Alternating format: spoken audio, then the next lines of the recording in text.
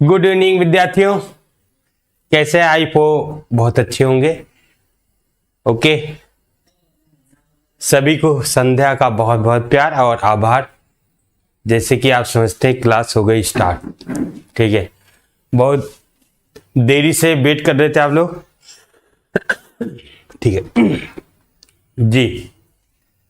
Okay बेटा जी, सभी को एक बार फिर से गुड इवनिंग और बहुत बहुत आभार। क्लास स्टार्ट हो चुकी है और सभी बच्चे उपस्थित हो जाएंगे। आप लोगों को उपस्थित अनिवार्य जी। ओके चलिए, आज का देखिए नया चैप्टर है, नया टॉपिक है, नया सवेरा है ना। नया सवेरा मतलब 15 अगस्त मना करके आए, तो आज तो नया सवेरा सबके लिए होगा। क्यों जी, सबके लिए है नया सवेरा। आज नया क्लास, नया चैप्टर, और चैप्टर हम लोग बहुत प्यार से पढ़ेंगे। जहां पे आप लोग कंफ्यूजन होगा तुरंत वहीं पे कमेंट करके बताइएगा। ओके, मेरी आवाज आ रही है? ध्यान देंगे सभी लोग, वॉइस में कोई दिक्कत तो नहीं?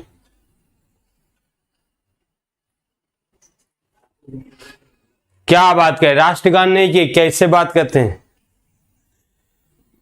ओके चलिए क्लास स्टार्ट कर देते हैं। ध्यान से सुनना, हम लोग क्या पढ़ने वाले हैं जी, देख लो। यहां पे है मानव जनन। मानव जनन सुनी, राष्ट्रगान किए बेटा, ऐसा ना बोलो। बच्चों के साथ हम लोग 15 अगस्त, 26 जनवरी और जब बताओ ऑफलाइन स्कूल जाते थे तो हमेशा प्रतिदिन किया करते बच्चे, बल्कि इधर उधर आंख मूंद करके झूठ को पता नहीं क्या कह देते, लेकिन टीचर जो हमेशा करता है। ऐसा मत बोलो, ठीक है ना। हाँ, ये आपको समझना होगा। चलिए यहां देखिए मानव जनन। आज का चैप्टर क्या है बेटा? मानव जनन। सुनिए, मानव जनन, ठीक है, मानव जनन। और मैंने इससे पहले जो पिछली क्लास थी, मतलब पिछला अध्याय, उसमें आपको कहा था एनसीईआरटी पूरा साल, पूरे क्वेश्चन का साल वाव को करना है, ठीक। मानव जनन, मेरी बात एक एक सुनिएगा, ठीक है सुनिएगा ध्यान से मेरी बात। अब देखिए मानव जनन है, जनन का मतलब क्या होता है? जनन का मतलब एक नई संतति का बनना। जनन का अर्थ होता है एक नई संतति का बनना, चाहे पेड़ पौधे में हो, चाहे जंतुओं में हो, चाहे मनुष्य, पर्टिकुलर मनुष्य में, है ना। तो अब यहां पे देखो, जनन जैसे शब्द आया तो हमारे मन में बहुत सारे विचार चल जाएंगे भैया एकदम, कि जन्म लेना यानी जन्म होना, बच्चे का जन्म होना। अचानक सा बच्चे का जन्म नहीं हो जाता, उसके साथ कई प्रोसेस होती है, एक जटिल प्रक्रिया होती है। और मनुष्य में जनन होना एक जटिल प्रक्रिया है, क्योंकि मनुष्य ही सभी जंतुओं में एक जटिल अंगों वाला और अंग तंत्रों वाला प्राणी होता है। तो मनुष्य में जितनी भी क्रियाएं होगी वो जटिल ही होगी, है ना। दूसरी बात यहां पे आपको ये समझना है कि जनन जो है, जनन क्या जन्म के, बच्चे के जन्म के तुरंत बाद प्रारंभ होता है? तो कहता नहीं। अब कहता मनुष्य जो है एक लिंगी प्राणी होता है ना। एक लिंगी प्राणी, मेल और फीमेल अलग होते हैं। तो इसका मतलब ये हुआ, मन में एक विचार आना चाहिए कि मनुष्य एक लिंगी प्राणी है तो वो अलग अलग है, तो उसकी किशोरावस्था भी अलग अलग होगी, है ना। किशोरावस्था के बाद जनन अवस्था आती है। तो किशोरावस्था में क्या होता है? किशोरावस्था में क्या होता है कि गोनैड्स का विकास होता है, यानी जनदों का विकास होता है। दूसरी बात आप ये समझेंगे कि मनुष्य जो होता है जरायुजी प्राणी होता है। क्या होता है? जरायुजी। क्या है जी? जरायुजी, है ना। जरायुज माने बच्चे को जन्म देने वाला। बच्चे अंडे तो मनुष्य देता नहीं, बच्चे को जन्म देने वाला है ना। तो बच्चे को, एक परिपक्व बच्चे को जन्म देता है, मतलब ये जरायुजी है। ठीक है, सीधी सी बात है, जरायुजी है। आप देखिए इसमें कहता है कि मेल और फीमेल के शारीरिक में कुछ अंतर होता है। अंतर होता है ना, अलग अलग किशोरावस्था को हम लोग समझ सकते हैं कि किशोरावस्था में जो जनन होते हैं, जो जनन के सहायक ग्रंथियां होती हैं, जो अंग होते हैं वो विकसित होते हैं, है ना। जैसे मनुष्य में, पुरुष वर्ग में क्या होता है, मनुष्य के दाढ़ी मूछें आना। तो दाढ़ी मूछें आना कौन से हार्मोन्स का कारण होता है ना, टेस्टोस्टेरोन का। क्यों जी, टेस्टोस्टेरोन हार्मोन्स का कारण होता है, जबकि स्त्रियों में कहता है टेस्टोस्टेरोन नहीं होता है। अब नहीं होगा तभी तो ऐसा होता है, तभी तो उनकी दाढ़ी मूछें नहीं आती, सिंपल बात है ना। दूसरी बात देखेंगे कि पुरुष और स्त्री में जो जनन काल होता है, जनन काल है ना, जनन काल की बात करते हैं तो पुरुष में आजीवन होता है, पुरुष में पूरे जीवन होता है, पुरुष में आजीवन है ना, आजीवन होता है। स्त्री में अगर कहें, स्त्री में कहता है कि इसमें 45 से 50 वर्ष, 45 से 50 वर्ष तक। यहां पे देखिए कहता क्या, कहता है इसमें युग्मक जनन, एक शब्द आया युग्मक जनन। तो युग्मक जनन माने युग्मक का बनना, किसका बनना जी, युग्मक का बनना। तो युग्मक का बनना पुरुष और स्त्री दोनों में होता है। ठीक है, पुरुष और स्त्री दोनों में होता है युग्मक का बनना। स्त्री में कहता है 50 वर्ष तक युग्मक बनते हैं, पुरुष में कहता है हमेशा बनते रहते हैं, जीवन भर बनते रहते हैं। इसमें जीवन भर, ठीक है, जीवन भर बनता रहता, इसमें सिर्फ 50 वर्ष। तो 50 वर्ष इसमें युग्मक क्या होते हैं, 2 प्रकार के होते हैं। मैं मनुष्य के अकॉर्डिंग देखूं तो 2 प्रकार के होते हैं। कौन कौन से देख लो। कहता है पुरुष में जो युग्मक बनता है, अब देखिए अर्धसूत्री विभाजन में बनेगा, और स्त्री में जो बनेगा वो भी अर्धसूत्री विभाजन में। तो सदैव जो है युग्मक का बनना अर्धसूत्री विभाजन में होते भाई। कैसे होता है, अर्धसूत्री विभाजन, ठीक है ना। जब कोशिका की अर्धसूत्री विभाजन होती है तभी युग्मक बनते हैं, ठीक है। और युग्मक सदैव एन टाइप होता है। एन का नंबर, एन नंबर मतलब बेटा में शुरुआत से होता है हैप्लॉइड नंबर। क्या जी, हैप्लॉइड ना, ये बात याद रखिएगा। हैप्लॉइड, हैप्लॉइड मतलब होता है अगुणित। देखिए युग्मक जनन को इंग्लिश में क्या कहते हैं, स्पर्मेटोजेनेसिस, नहीं, गैमीटोजेनेसिस। क्या कहते हैं जी, गैमीटोजेनेसिस। एक बात याद रखिएगा, सारी बात गैमीटोजेनेसिस। तो गैमीटोजेनेसिस दोनों भी है, ठीक है। गैमीटोजेनेसिस क्या होता है, दोनों होता है। तो देखिए यहां पे जब पुरुष में गैमीटोजेनेसिस होता है तो उस कंडीशन को हम लोग बोलते हैं स्पर्मेटोजेनेसिस, स्पर्मेटोजेनेसिस, ठीक है ना। स्पर्मेटोजेनेसिस का हिंदी होता है शुक्राणु जनन, मतलब इसमें शुक्राणु बनता है, नहीं स्पर्म बनता, ठीक है। इसी प्रकार मानव की स्त्री में आ जाते हैं तो जो उनमें गैमिट बन रहा है वो ओवम होता है, ओवम। तो इसे कहते हैं ऊजेनेसिस, ऊजेनेसिस कहते हैं, या हिंदी में कहते हैं अंडाणु जनन, ठीक है ना भैया। ये कहां पे बनते हैं, ये दोनों कहां पे बनते हैं, पूरी बात मैं बता दे रहा हूं, ध्यान से सिर्फ सुनते रहो। आपको क्या करना है बेटा, ध्यान से सुनना है। जब आप ध्यान से सुनते रहेंगे पूरा आपको रट जाएगा, ठीक है ना। स्पर्म कहां होता है, मैं सारी बात कर रहा हूं बेटा A to Z, no problem, आप परेशान ना होइए, ठीक है, परेशान मत होइए, मैं सभी को बता रहा हूं स्पर्म कहां बनता है, ओवम कहां बनता है, एकदम परेशान ना हो, ठीक है। चलो हाँ 9BX कोई कह रहा कि कहां बनता है, सुनो बेटा ध्यान से सुनना।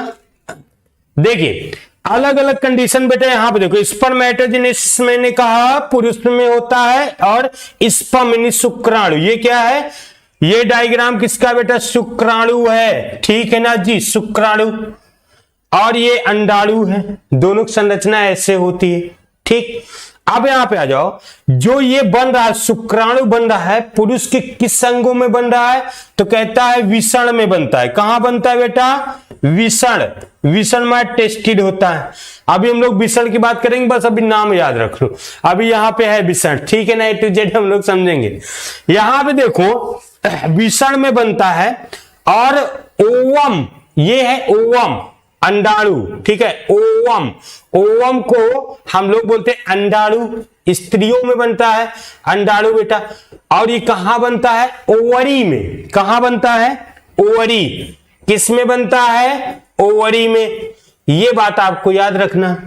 अब यहां पे देखो ये जो अंडाणु का बनना है स्त्रियों में, ये कहता है 13 वर्ष की अवस्था से चल करके 50 वर्ष की अवस्था तक ही रहता है, ठीक है ना, 13 वर्ष की अवस्था से चल करके भाई ये 50 वर्ष तक, जबकि शुक्राणु जनन जो होता है पुरुष में, पुरुष के टेस्टिड में यानी विषण में, वो आजीवन बनता रहता है, ठीक है ना, हमेशा बनता है, लेकिन स्त्रियों में 50 वर्ष में बंद हो जाता है। देखो हम लोग अगर कहें इसे रजोनिवृत्त बोलते, जब बंद होता है, और जब बंद होता है ये, तो महिलाओं में बहुत सारे हार्मोन्स की कमी हो जाती है, क्योंकि हार्मोन्स जब कम होगा तभी ये अवस्था बंद होगी, और उस अवस्था में महिलाओं में चिड़चिड़ापन, सर दर्द, ठीक है, ऐसे बहुत सारी दिक्कतें आने लगती हैं 50 वर्ष की अवस्था में, जब ये जो मेंस्ट्रुअल साइकिल है MC है जब बंद होता है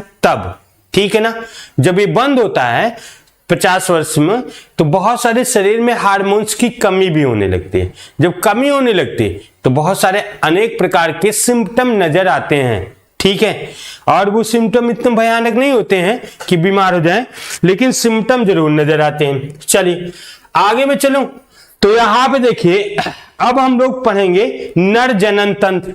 अगर आपको दिख रहा है देखिए बगल में, नर जनन तंत्र, नर जनन तंत्र क्या होता है, सारी बात कर लेते हैं। देखो सुनना ध्यान से बेटा, यहां पे डायग्राम भी बना है, मैं आपको बताता भी चलता हूं, लिखते भी चलता हूं, ठीक। तो ये थी कहानी।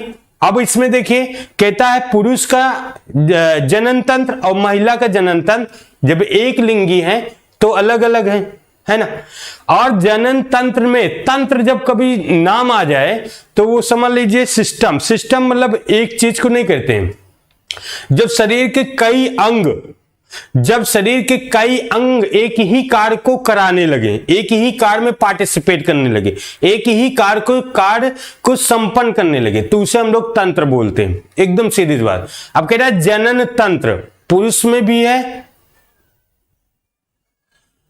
बंद होने का कारण आचार्य जी शिष्य, बंद होने के कारण हार्मोन्स है, मैंने बोला अभी उससे पहले मेरे प्रिय शिष्य, ठीक है, मैं बंद होने के कारण बोला हार्मोन्स है, ठीक है। सुनिए अब देखिए यहां पे अगर मैं कह दूं कि दोनों का जनन तंत्र अलग है, तो तंत्र में बहुत सारे अंग हैं, तो हम लोग उसको पूरा A to Z पढ़ेंगे। हम आज पढ़े नर जनन तंत्र। नर जनन तंत्र क्या है, तो कहता है इस नर जनन तंत्र जो मुख्य जनन तंत्र है नर का, वो विषण होता है। क्या होता है, विषण होता है। सुनना मेरी बात, ठीक है। और इसमें शुक्राशय, शुक्रवाहिनियां, साथ ही साथ क्या होता है जी, साथ ही साथ और सारे बाह्य ज्ञान इंद्रियां होती हैं। तो कई अंग इसमें पार्टिसिपेट कर रहे हैं, यानी भागीदारी निभा रहे हैं, ठीक है। यहां पे फिर आगे चले हम लोग, तो हमने कहा, ध्यान से सुनना, ठीक है जी प्रोजेस्टेरॉन कौन से, सोनी कुछ लिख रही है, हाँ बेटा प्रोजेस्टेरॉन बेटा, ठीक है ओके। आज थोड़ा डिस्प्ले दूर है इसलिए दिख नहीं पा रहा है, ठीक है बेटा। एस्ट्रोजन प्रोजेस्टेरॉन, हाँ बेटा ठीक, चलो आगे बढ़े, हाँ आगे बढ़ते। प्रोजेस्टेरॉन, हाँ बेटा देखो ये जब होता है मेंस्ट्रुअल साइकिल चलती है तो यही जो हार्मोन्स होता है ओवम का विमोचन करने वाला भी होता है, ओवम को निकालता है ना, तो इसकी कमी हो जाएगी तो इनसे रुक जाती है। ओके चलो नो प्रॉब्लम, ठीक है। हाँ बस बताएं, फिर बाद में जैसे मैं आपसे पूछूंगा तैसे आप लोग तुरंत बताया करिए, अभी बस सुनते चलो बेटा, ठीक है। मैं आपका जो डाउट है उसको रखे रखकर जब मैं पूछूंगा तब, ठीक है, क्योंकि मेरे पास आज डिस्प्ले थोड़ा सा दूर है वहां पे, तो मैं देखता हूं यहां से मोबाइल से तब बताऊंगा। चलो सुनो, हमने कहा विषण होता है। विषण क्या होता है, ये पेल्विस भाग में, पेल्विस भाग कौन सा होता है जिसे हम लोग सोड़ी भाग कहते हैं, सोड़ी भाग, सोड़ी भाग जो क्या होता है, सोड़ी ये पेल्विस, इंग्लिश, ठीक है। सुनो कहता है यहां पे सोड़ी भाग क्या होता है, जो कमर होता है ना, कमर का जो भाग होता है उसे हम लोग, जहां पे पैर की दोनों हड्डियां आकर के जुड़ती है, मेरी बात सुनना, पैर की दोनों हड्डियां आकर के जहां पे जुड़ती जिस स्थान पर, यानी कमर वाले स्थान पे जुड़ती, तो उसे हम लोग सोड़ी या पेल्विस रीजन बोलते हैं, सोड़ी भाग। ये सोड़ी भाग में होता है, कहां पे, मुख्य अंग जो होते सोड़ी भाग में था, कहते सोड़ी भाग में, और कहता है दोनों पैरों के बीच में, शरीर से बाहर होता है सुनना मेरी बात, अभी मैं पूछता भी चलूंगा, शरीर से बाहर होता है, शरीर के उदर भाग के नीचे लटकता रहता है, का विषण, क्या विषण की बात कर रहा हूं, ये देखिए, ठीक है सुनना मेरी बात, विषण जो है शरीर के बाहर उदर भाग के नीचे लटकता रहता है।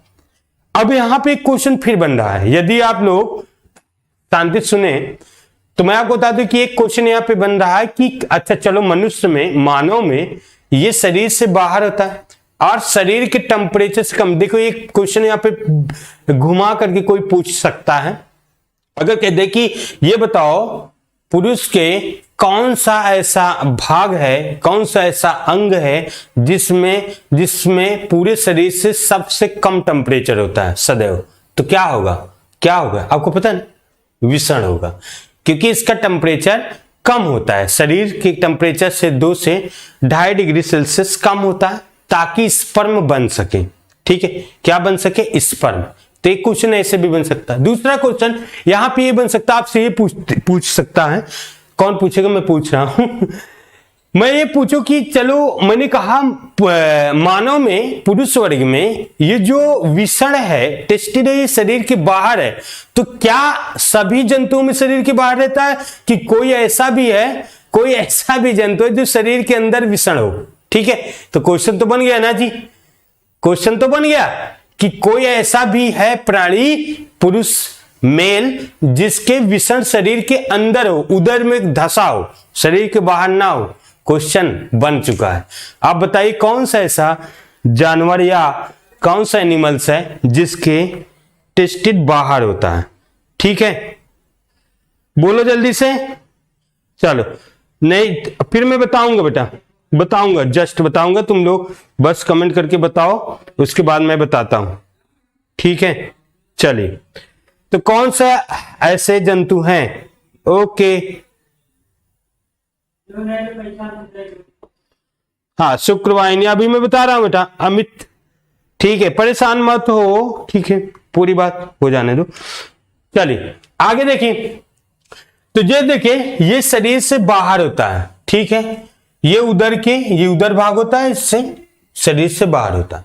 कहता है शरीर के टेम्परेचर से इसका टेम्परेचर जी कम होता है, शरीर के टेम्परेचर से इसका ताप जो है सदैव कम होता है। और कितना कम होता है, कितना कम होता है भाई, कहता है कितना होता है, 2 से 2.5 डिग्री सेल्सियस, ठीक है ना, कितना, 2 से 2.5 डिग्री सेल्सियस, ये बात आपको समझना है। 2 से 2.5 डिग्री सेल्सियस ताप कम होता है क्योंकि इसमें स्पर्म बन सके। दूसरी बात आ जाओ, ये जो टेस्टिड होते हैं जोड़े में होते हैं, क्या होता है ये टेस्टिड यानी विषण, विषण क्या होता है जोड़े में होते हैं, ऐसे ध्यान देंगे जोड़े में। कलर दिख रहा है ना, हाँ कलर दिख रहा है ना, ठीक है। तो ये कहता है कि ये टेस्टिड जो होता है जोड़े में होता है, सदैव कैसे होता है जोड़े में होता है, ये बात याद रखिएगा। ये जो होता है ये बेटा ऐसे जोड़े में होता है, ठीक है, डबल होता है। और इसके ऊपर कहता है कि इसके ऊपर जो है एक ऐसी खोल लगी होती, क्या लगी होती खोल। जो खोल होती है उसे हम लोग विषण कोश या स्क्रोटम कहते हैं। क्या कहते हैं विषण कोश, ये है विषण कोश, विषण कोश जी, ठीक है ना। ये विषण कोश देखो, ये विषण कोश में दोनों पैक होता है, भरा होता है, ठीक है, दोनों विषण कोश में पैक होता है, अर्थात ये दोनों भरा होता है। सुनना ध्यान से। अब कहता है जब हम इसको विषण को निकाल करके अगर इसके अंदर वाले भाग का अध्ययन करते हैं तो हमें पता चलता है कि विषण के अंदर छोटे छोटे, ठीक है, विषण के अंदर क्या होता है, विषण के अंदर छोटे छोटे चैम्बर होते हैं। क्या होते हैं छोटे छोटे चैम्बर होते हैं। क्या होते हैं जी छोटे छोटे चैम्बर होता है। अब इसकी लंबाई चौड़ाई 4 से 5, ठीक है ना, ऐसे सेंटीमीटर, 2 से 3 ऐसे चौड़ाई होती है, ठीक है, ये आपको समझना है। हाँ सुनिए आगे देखिए, यहां पे अगर मैं कह दूं, ध्यान से सुनना, इसके अंदर छोटे छोटे, अगर इसको बाहर निकाला जाए, कहता है जब इसको बाहर निकालते हैं, बाहर निकाल कर ऐसे इसका अध्ययन करें तो इसमें छोटे छोटे चैम्बर होते हैं। क्या होते हैं छोटे छोटे ऐसे चैम्बर होते हैं, ठीक, ऐसे ऐसे कोष होते हैं, ठीक, छोटे छोटे, और प्रत्येक में कहता है लगभग 250 होता है। क्या होता है 250 जी, कितना 250 इसमें चैम्बर होते हैं, कितना 250, ठीक है, कितना 250 चैम्बर होते हैं। अच्छा इसका कलर नहीं आ रहा, कलर नहीं आ रहा बेटा, ओके देखता हूं कलर, कलर क्यों नहीं आ रहा भाई, ठीक है, चलो बताना तुम लोग, कलर दूसरा लेता हूं। देखिए जो 250 चैम्बर होते हैं, ध्यान से सुनना, हाँ ध्यान से सुनेंगे, कह रहा 250 चैम्बर को हम लोग कहते हैं विषण पालिका। क्या बोलते हैं विषण पालिका, ये है विषण पालिका, ये है विषण पालिका होता है, ठीक है ना। इसके अंदर जब इसको कट करते हैं तो इसमें छोटे छोटे 250 चैम्बर होते हैं जिसे विषण पालिका कहते हैं। क्या कहते हैं विषण पालिका होता है। चैम्बर का काम होता है, चैम्बर के अंदर ही बेटा शुक्राणु बनता है। क्या बनता है शुक्राणु इसी के अंदर ही बनता है। तो कितना होता है 250 इसमें चैम्बर होते हैं जिसे हम लोग विषण पालिका कहते हैं, ठीक है, हाँ ये आपको सुनना है। अब देखिए कहता है प्रत्येक विषण पालिका में, एक एक में अगर मैं कहूं एक एक विषण पालिका में, इसमें कहता है इसमें अति कुंडलित, एक एक पालिका को अगर बाहर निकाल के देखा जाए तो इसमें अति कुंडलित, बहुत तेजी से ऐसे कुंडलित जो है संरचना होती है, जिसे हम लोग जो है विषण क्या कहते हैं शुक्र जनक नलिका। क्या कहते हैं जी, ये जो होता है इसमें अति कुंडलित कहता है शुक्र जनक नलिका होती, शुक्र जनक नलिका होती है, ठीक है। इसी शुक्र जनक नलिका में शुक्राणु बनते हैं, ठीक है। इसी शुक्र जनक नलिका में क्या बनते हैं शुक्राणु बनते हैं। सुनना ध्यान से, प्रत्येक की बात कर रहा हूं, यहां से आ जाएंगे ऐसे तभी समझ में आएगा। विषण को निकाले, विषण को निकाल देखिए, इसमें छोटे छोटे चैम्बर है जिसे विषण पालिका कहते हैं, टेस्टिकुलर लोब्यूल्स के नाम से जानते हैं। फिर इसके बाद प्रत्येक चैम्बर को निकाल के देखते हैं तो इसमें अति कुंडलित जो है संरचना होती है जिसे शुक्रजनक नलिका कहते हैं। जो शुक्रजनक नलिका होती है ये वाली, ठीक है, इसमें देखना ये शुक्रजनक नलिका है और इस शुक्रजनक नलिका में कहता है अलग अलग कोशिकाएं जो है अलग अलग कोशिकाओं से घिरी होती है, ठीक है, 2 कोशिकाएं होती हैं। कहता है 2 कोशिकाओं से आच्छादित या स्तरित होती है, मतलब अलग अलग कोशिका 2 इसमें क्या करते हैं मतलब पूरे से घेरे रहती है, ठीक है। एक कोशिका का नाम होता है व्हाइट कलर एंड क्या इसमें, ठीक है, इसमें देखिए ध्यान से सुनेंगे तो ये इसमें 2 अलग अलग कोशिका इसमें भरी होती है। अब देखिए 2 जो कोशिका आच्छादित होती है ऐसे स्तरित होती है इसके अंदर, ठीक है, इसके अंदर 2 अलग अलग जो है ऐसे इसको बाहर निकाल कर इससे देखते हैं तो इससे 2 आच्छादित होती है।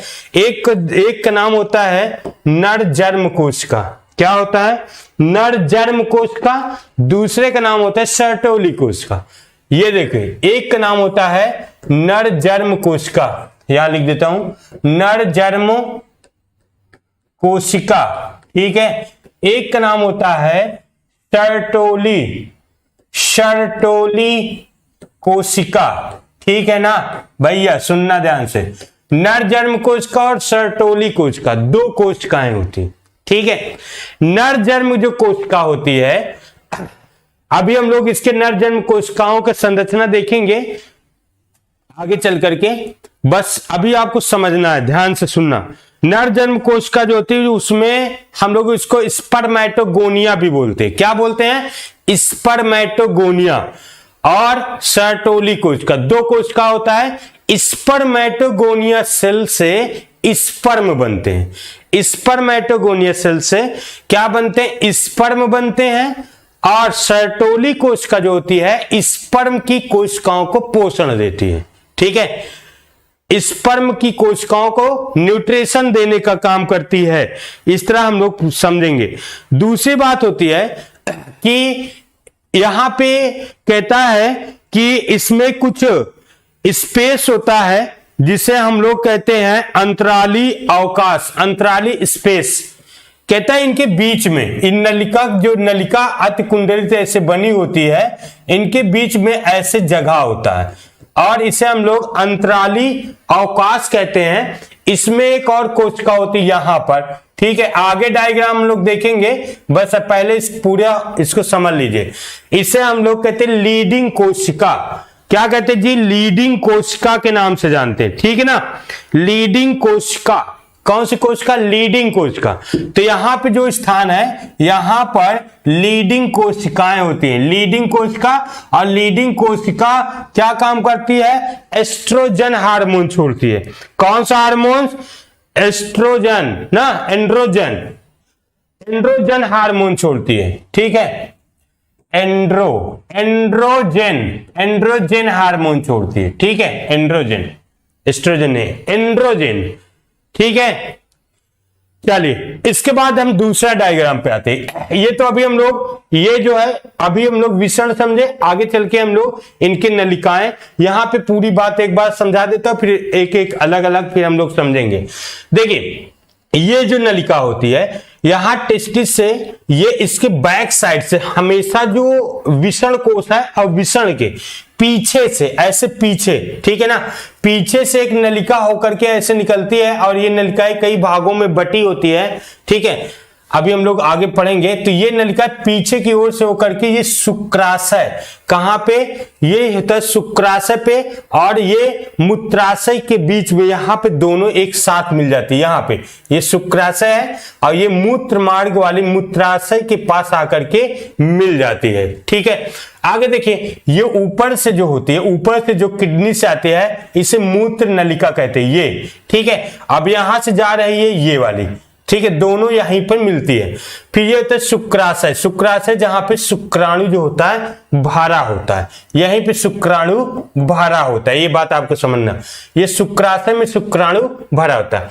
और कहा किसके पास मिलती है? मूत्राशय, जहां पे यूरिन भरा, पेशाब भरा होता है। ठीक है, यहीं पे अब दोनों आगे चल करके देखिए शुक्रवाहक, अब देखिए ये जो नलिका है ये शुक्रवाहक, इस शुक्राणु को लेकर के यहां पे जाती है।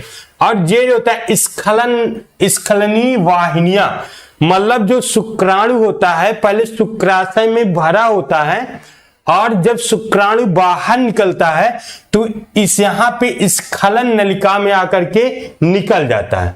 जूम नहीं हो पाएगा बेटा, चलो यहां पे देखिए स्खलन नलिका में बेटा यहाँ पे ये ऐसे यहाँ पे भरा होता है। ठीक है, स्खलन नलिका में आकर के निकल जाएगी। जैसे स्खलन नलिका में निकलेगा, जिसे हम लोग जो प्रोस्टेट ग्लैंड कहते हैं, यहीं पे आके निकल जाएगा और फिर ये आगे चल करके पेनिस मूत्र मार्ग, यहाँ पे यहां से होता है ये मूत्र मार्ग।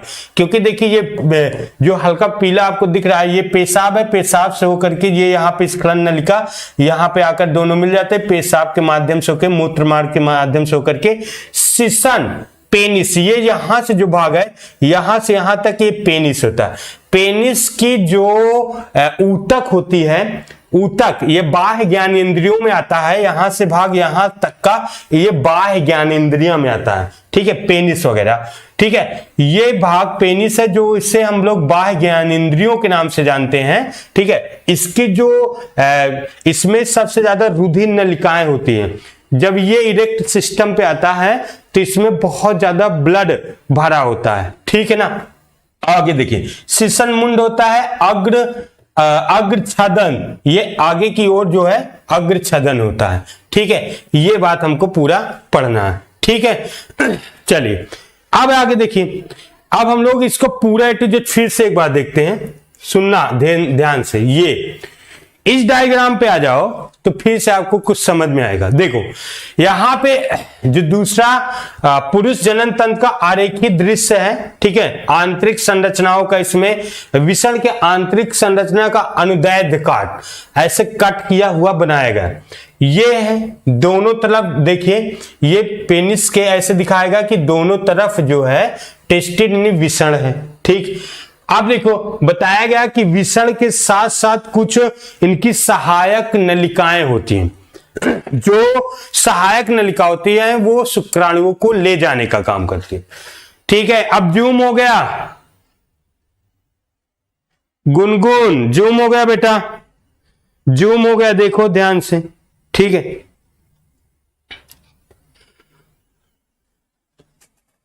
ठीक है,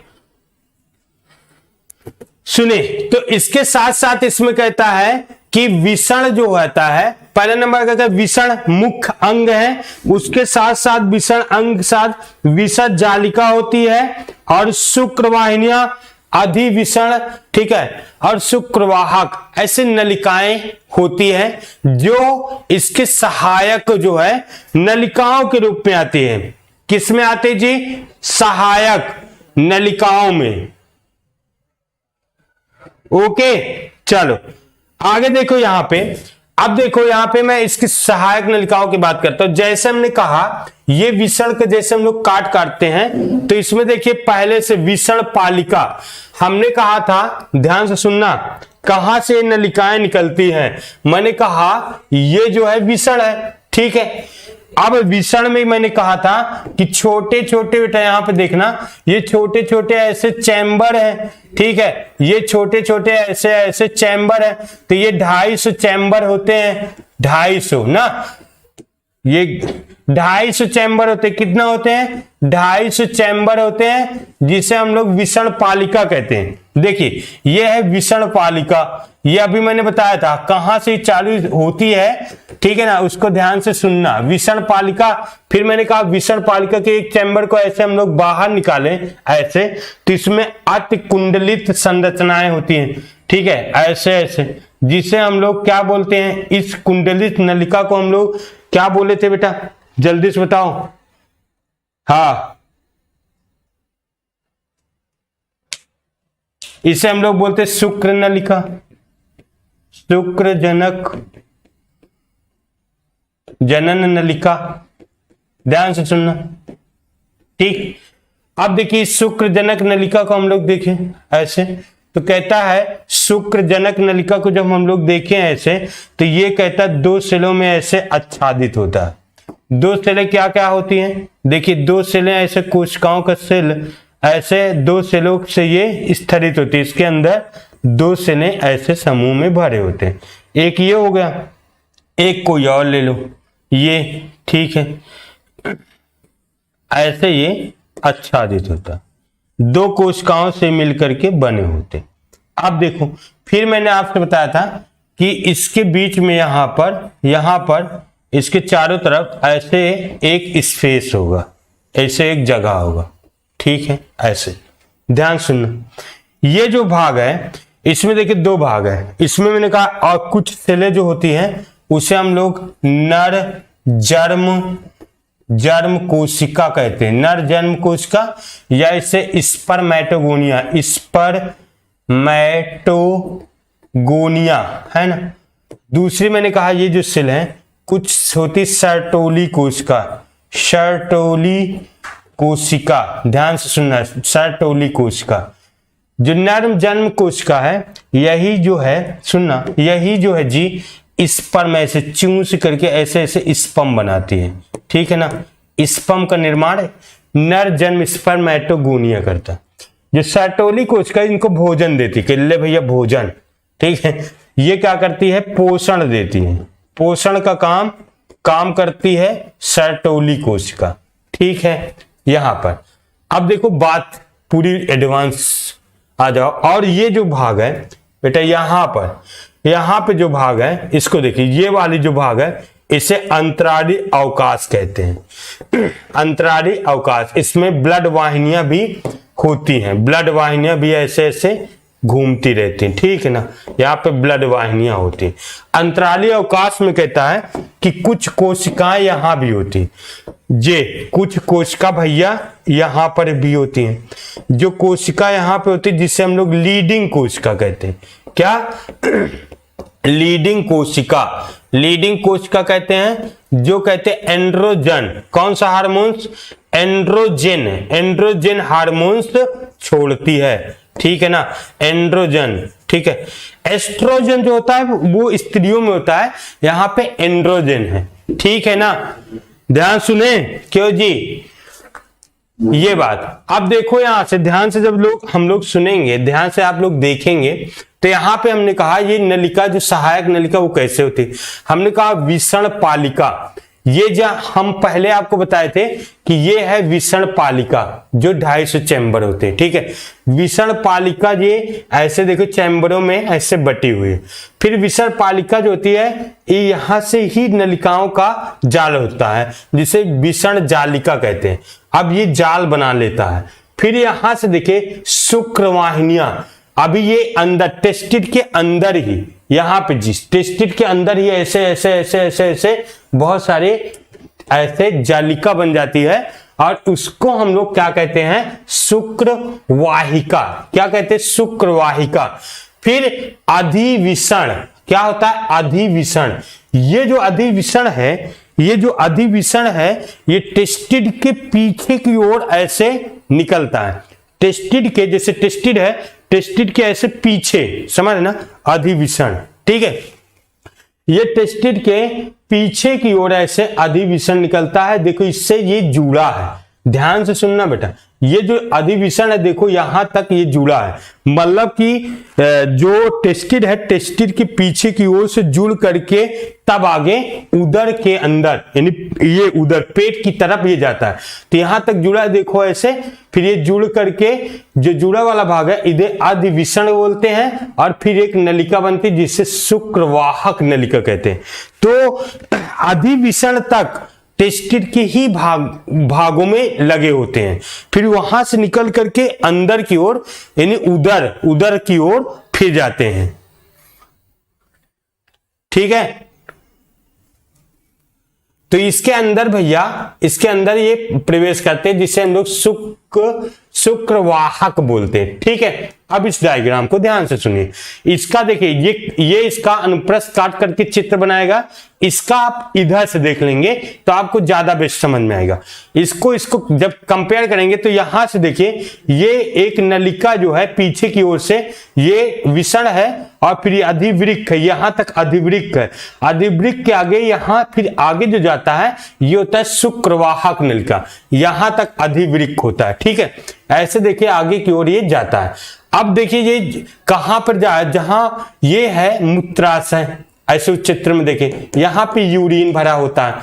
ठीक है, और ऊपर की ओर एक दो किडनी होती, दोनों किडनी से निकल करके क्या आती, मूत्र वाहिनियां, जिससे पेशाब ऐसे निकल करके आती है। अब दोनों यहां पे देखो फंदा मार देती है, यहां पे देखो एक दूसरे को फंदा मार देती हैं और फंदा मार करके शुक्रवाहक और मूत्रवाहिनी दोनों फंदा मार करके ये देखो आगे की ओर ये जो भाग है ये शुक्राशय है। ठीक है ना, यही शुक्राशय वाले भाग में ध्यान सुना, यही शुक्राशय वाले भाग में ये शुक्राशय, यहाँ पे शुक्राणु बन करके इकट्ठा हो जाएगा यहाँ पे, और यहाँ पे क्या बनेगा, यूरिन। ठीक है, शुक्राशय यहाँ पे ला करके छोड़ देंगे। ठीक है, अब देखिए जो ग्रंथि से यहाँ पे आपस में ये मिलती है, यहाँ पे शुक्राणु भरा रहेगा जिसे हम लोग प्रोस्टेट नलिका, कहां पे, प्रोस्टेट नलिका, तो यहां से निकल करके फिर यह प्रोस्टेट नलिका, और देखिए यूरिन ये है शुक्रवाहिनी, दोनों यहां पर और यहां पे दोनों इससे आकर के मिलती है, यहीं पे मिलती है, कहां पे, प्रोस्टेट भाग में।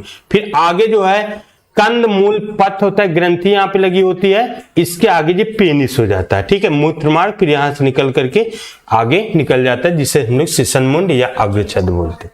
ठीक है, क्यों जी,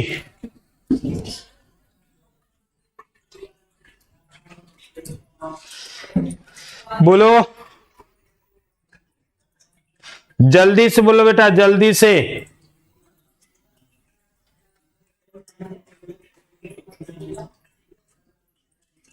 जी बोलो बोलो, कुछ डाउट, कुछ पूछना हो बोलो बेटा।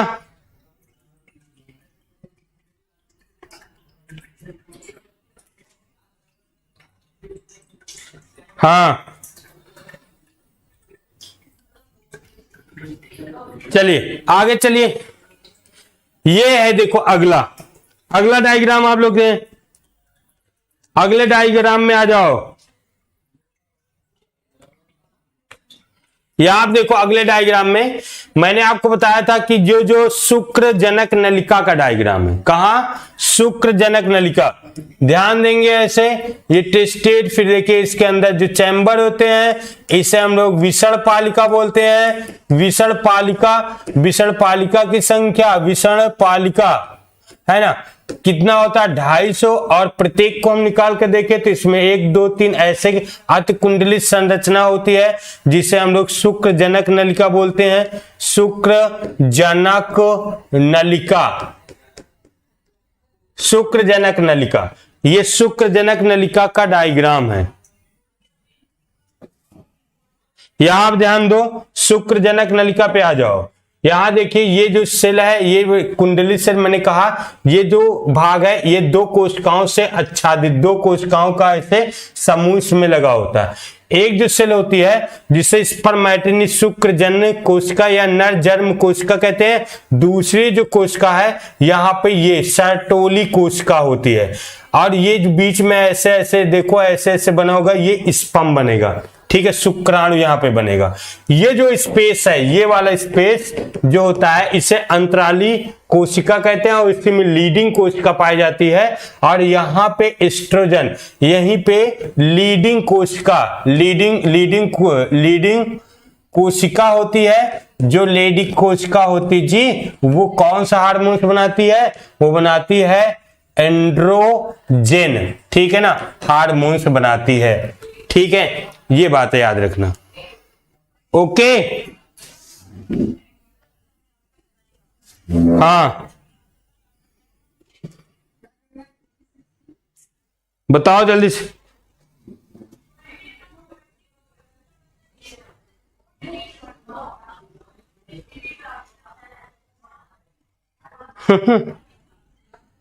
चलो ठीक है, चलिए होमवर्क, ओके बेटा होमवर्क, होमवर्क दे देंगे। होमवर्क है, सुन लो होमवर्क। कल का होमवर्क आप लोग क्या करेंगे? कल का होमवर्क क्या है? स्पर्मेटोजेनेसिस पढ़ के आना है। ये बच्चे का होमवर्क। स्पर्मेटोजेनेसिस क्या होता है? ये क्वेश्चन पूछा जाता है अक्सर। स्पर्मेटोजेनेसिस क्या होता है? कल होमवर्क करके आइएगा, ठीक है। होमवर्क के रूप में स्पर्मेटोजेनेसिस, ध्यान से सुनना, ठीक है ना। कल बताना स्पर्मेटोजेनेसिस। आज की क्लास इतना ही, बाय बाय सभी को।